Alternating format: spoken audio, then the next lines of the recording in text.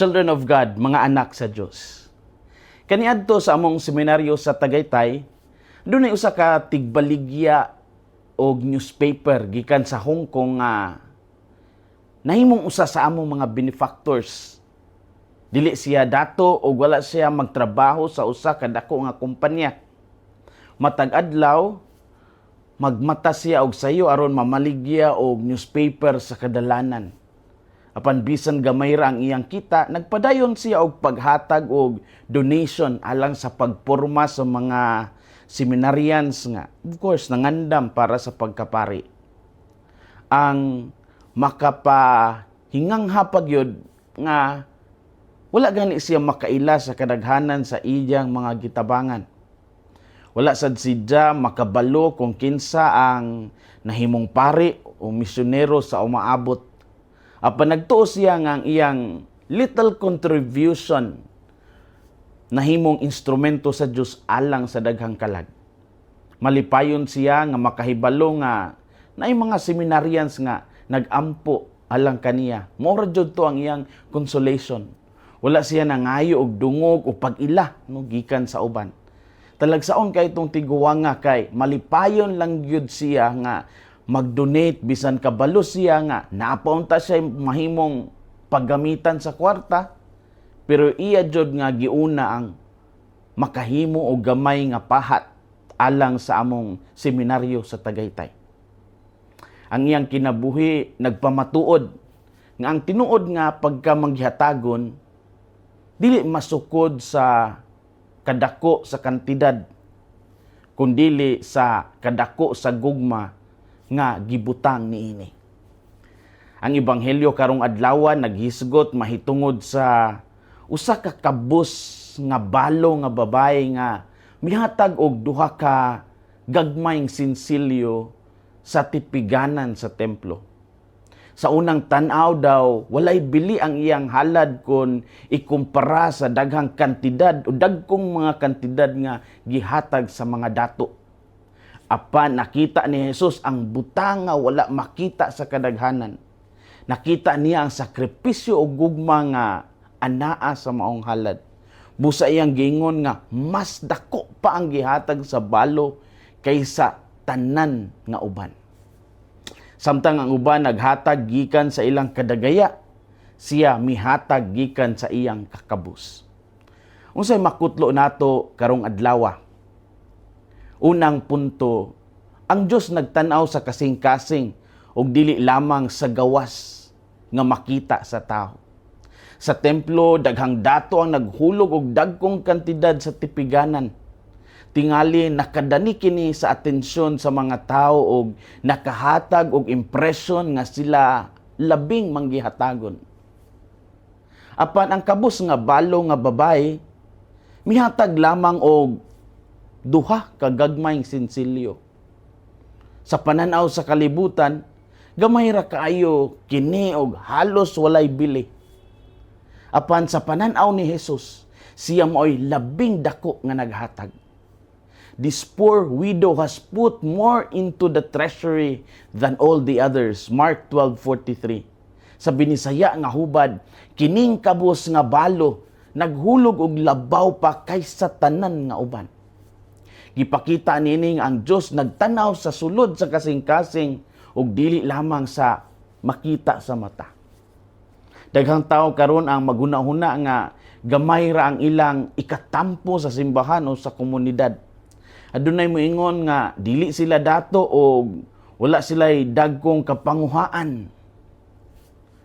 Apan ang ebanghelyo nagpahinumdom nga ang matag buhat sa gugma adunay balor o bili sa atubangan sa Dios. Ang usa ka pag-ampo, ang usa ka pagtabang, ang usa ka gamay nga donation, ang tanan mahimong dako kon ubanan kini sa gugma. Ang Dios nagtan-aw sa kasing-kasing ug dili lamang sa gawas nga makita sa tao. Ikaduhang punto, ang tinuod nga paghatag nagkinahanglan og pagsalig sa Dios. Ang balo nga babae wala lang mihatag sa iyang sobra. Gihatag niya ang tanan niyang ikabuhi. Kini usa ka talagsaon nga buhat sa pagsalig sa Dios. Wala siya mahibalo kung unsa ang mahitabo pagkaugma. Apan misalig sidya nga ang Ginoo mag-atiman kaniya. Mao kini ang matang sa pagtuo nga gidayeg ni Hesus. Siya gikan sa iyang kakabus, mihatag sa tanan niyang ikabuhi. Ang iyang halad usa ka pagpadayag sa hingpit nga pagsalig sa Dios. Daghan nato ang andam mohatag gikan sa atong sobra. Apan lisod usahay ang paghatag kun adunay sakripisyo nga malangkit niini. Lisod ang paghatag sa panahon kung kapoy na ta. Lisod ang paghatag sa pasaylo kung nasakitan ta. Lisod ang paghatag sa kung unsay naa sa tuwa kung limitado ra sad ang atong resources. Apan dinhi makita ang tinuod nga gugma. Ang pagkamanggihatagon usa ka timaan sa pagsalig nga ang Dios dili pasagdan sa iyang mga anak. Ang tinuod nga paghatag nagkinahanglan og pagsalig sa Dios. Story time. Usa ka higayon adunay nangutanan nako, Father, nabay mga benefactors si Jesus? Asa man sad makita sa Biblia nga siya naay mga benefactors o mga donors? Ang tubag, yes. Si Jesus nasad mga benefactors kon donors. Atong mabasa nga adunay mga babay nga misunod kang Jesus ug sa iyang mga apostoles o nagtabang sa iyang panginahanglan. Ilang ngalan mao si Mary Magdalene, si Joanna ug Susana uban sa daghang uban pa. Matud pa sa Lucas 8:3, sila nag-alagad kang Hesus pinaagi sa ilang mga kaugalingon nga mga panudlanan. Busa sa ministry ni Jesus, adunay mga tawo nga mitabang sa misyon pinaagi sa ilang pagkamanggihatagon. Dili kini tungod kay nanginahanglan si Jesus sa bahandi. Hinuon gusto sa Dios nga ang mga tawo mahimong kabahin sa iyang buluhaton pinaagi sa ilang paghatag o sa ilang pag-alagad. Hangtod karon, daghan nga mga misyon, daghang seminaryo, daghang parokya o mga kalihukan sa simbahan nga nagpadayon tungod sa mga benefactors nga sama kanila. O pinaagi sa ilang pagkamanggihatagon na padayon ang maayong buhat sa simbahan. O daghang nadala ngadto sa Dios. Children of God, mga anak sa Dios, ayaw sukda ang inyong bili. Pinaagi sa kadako sa inyong nahatag. Hinumdumi nga ang Dios mutan-aw una sa inyong kasing-kasing. Paghatag uban sa gugma o pagka malipayon. Ayaw kahadlok sa sakripisyo kon kini gihimo alang sa Ginoo. Saligi nga ang Dios mag-atiman sa inyong mga panginahanglan.